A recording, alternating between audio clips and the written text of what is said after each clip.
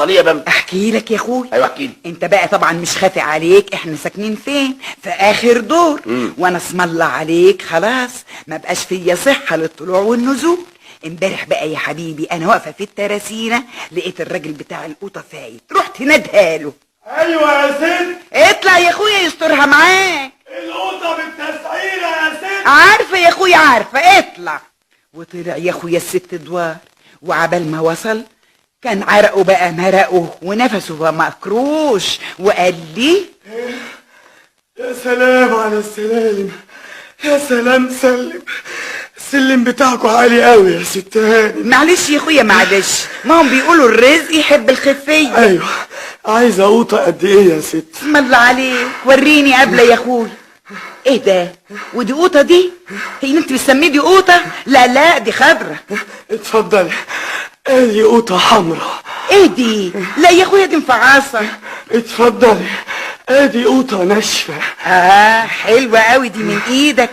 والكيلو بكام بقى يا اخويا؟ ما قلنا بالتسعيره. لا لا يا اخويا شوف بقى، انا هاخدها ب7 بس. زي بعض يا ست. عاوزه قد ايه؟ خلاص يا اخويا اتفقنا، هاخدها ب7. يبقى فوت علينا بقى بكره. نعم افوت عليكم بكره. يا اخويا ان شاء الله. اصل احنا بقى مش عاوزين النهارده اصلنا النهارده طابخين عدس. امال بتنتهي لي ليه وتطلعي لي 6 ادوار ليه؟ بسيطه يا اخويا. بسيطه ازاي؟ انتوا ما عندكمش رحمه. ونزل يا اخويا وهو عمال يبرطم، ما تفهمش ليه. يعني كان عايزني اشتري القوطه النهارده وانا عاوزه اطبخ بيها بكره. مش برضو الواجب اخدها طازه احسن يا ابو سيد؟ ما دمتي مش عايزه قوطه النهارده يا بامبا، تطلعي راجل واقع، تطلعي راجل التعبان ده 6 ادوار ليه؟ ليه؟ في حاجه لما تستني لبكره؟ يا اختي يعني حرام اسال واطمن عن سعر القوطه يا ابو سيد؟ اطمني بكره يا ستي. يوه يعني هو حصل ايه؟ ايه تسالي يا ابو سيد؟ تسالي ليك انتي، لكن مش تسالي البائع المسكين اللي عايش في الوقت الضايع ده. ده راجل بيجري على رزقه يستهانم، على رزقه ورزق عياله. كفايه الحمل اللي هو شايله على دماغه. لازم يا بابا يكون في قلوبنا رحمه على بعض، في قلوبنا رحمه. يا اختي هو الراجل ده ابو سيد ده حاطط نقره من نقري ليه بس يا اخواتي؟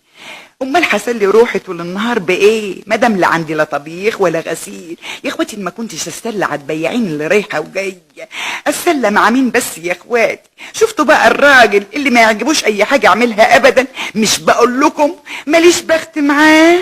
يا عيني عليا. انك يا خالتي بامبا والنبي انت ما تعرفي مقامك عندي قد ايه، وقلبي بينشرح لما بشوفك كمان زي ما تكوني كده بنتي. قولي لي يا حلويات، انت رايحه فين يا اختي؟ نازله السوق يا خالتي بامبا. حلوه قوي، نازله تشتري الخضار الاستعانيات مش كده يا حلويات؟ ايوه يا خالتي بامبا. هتطبخوا ايه بقى النهارده؟ بطاطس يا خالتي بامبا. وهتشتري بطاطس قد ايه؟ قد ما هم قايلين لي يا خالتي بامبا. والنبي يا اختي ليكي حق ما تقوليش، اصلك عاقله وتفهمي في الاصول. انا مستخسراكي في الخدمه قوي، بيني وبينك صعبانه عليا انك تخدمي في البيوت وتتعبي فيها. والنبي ده انا ليك عندي عريس لقطه يا بنتي يا حلوه. والنبي يا خالتي بامبا اهو احسن من الشقه اللي انت فيه. قلتي ايه؟ هي الواحده عايزه ايه غير انها تتستر يا خالتي بامبا؟ على خيرة الله يا حبيبتي، تبقي فوتي عليا النهارده بعد الظهريه. قلتي لي هتشتري قد ايه بطاطس؟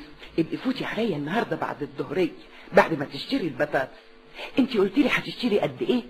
2 كيلو يا خالتي بامبا. وطبعا هتشتروا لحمه ولا هتطبخوها قرداحي؟ لا يا خالتي بامبا، ده انا هجيب نص كيلو. يا ندمتي، نص كيلو لحمه؟ نص كيلو على 6 انفار يا بنتي، ده ما ياكلش 6 قطط. عن اذنك يا خالتي بامبا، احسن اتاخرت. طب يا حبيبتي مع السلامه. الا على فكره، في حاجه يا خالتي بامبا؟ هي الست عنايات كانت بتتخانق مع جوزها امبارح ليه؟ اللي مؤاخذه يا خالتي بامبا، دي حاجات تخصهم وماليش دخل فيها. ربنا يكملك بعقلك. اوعي تتاخري عن ميعاد النهارده. تفوتي عليا العصر من عارف، يمكن يكون العريس عندي.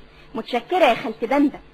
واتابي يا اختي، انا كنت قاعده اتكلم انا والبت تحت الشباك اللي بتنقرص في نن عينها ام اسماعيل، وانا مش واخده بالي، وابص الاقي ابنها الصغير. قلت اساله عن امه واطمن عليها. رحت نادها عليه وقلت له انت ما تعرفش غاوتك عندي قد ايه، لما بشوفك قلبي بينشرح، وحياتك ولا ليك عليا يمين.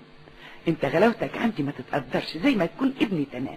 الا قول لي يا حبيبي، وانا لسه يا اختي هسمع كلام البلد ولا ايدك الولية ام اسماعيل طلع من الشباك وبتصرخ على ابنها وبتقول له انت يا واد يا اسماعيل اطلع يا واد، مالكش دعوه بالست دي لقطع رقبتك. الله الله الله الله، ايه اللي بتعمليه ده يا ام اسماعيل؟ حلبتي يا اختي هتشوفوا له عروسه هو كمان. اطلع يا واد، مالكش دعوه بيها ولا لكش كلام بيها، دي ست ملهاش شغلانه غير تتجسس على جيرانها. شفت يا ابو سيد؟ قال انا يا اخويا بستقصى عن اسرارهم، وقال ايه الواحد لازم يسال عن صحتهم وصحه سلامتهم لكن ما يتقصاش عن اسرارهم. أيوة انا غلطانه، ده انا قصدي اطمن عليهم يا ابو سيد. تطمني على مين؟ الحقيقه بنبا شيء مش ظريف ابدا اللي بيحصل ده. يعني ايه بقى يا ابو سيد؟ يعني الواحد يسال عن صحه جيرانه ما قلناش حاجه، يطمن عليهم ما قلناش حاجه، لكن ما يسالش طبخين ايه النهارده، عاملين ايه النهارده، اتخانقوا مع بعض ولا ما اتخانقوش. البيوت اسرار يا بنبا، ثم انت تحاولي تعرفي اسرار البيوت. امال السؤال عن جيراننا واجب ما قلناش حاجه، لكن محاوله معرفه اسرار الناس عيب يا بنبا. شوفي يا اختي الراجل اللي بيعوم على عوم الولية ام اسماعيل ويغلطني زي ما هي عايزه تغلطني، وفضحتني في وسط الحته كلها، وخلت يا اختي الجيران كلهم ما يجوش يكلموني. بقى ده جزاتي اللي بحب اسال على جيراني، لكن مش بقول لكم ماليش بخت مع حد ابدا. يا عيني عليا. وجايلي كده فرحان وبيقول لي بنبا نعمي مش عايزه تشتري حتتين هدوم يا بنبا؟ لك يا ابو سيد؟ لا يا بنبا. امال للولاد؟ ليا ايه وولاد ايه؟ ليك انت يا بنبوز. معقول الكلام اللي بتقوله ده يا سيد؟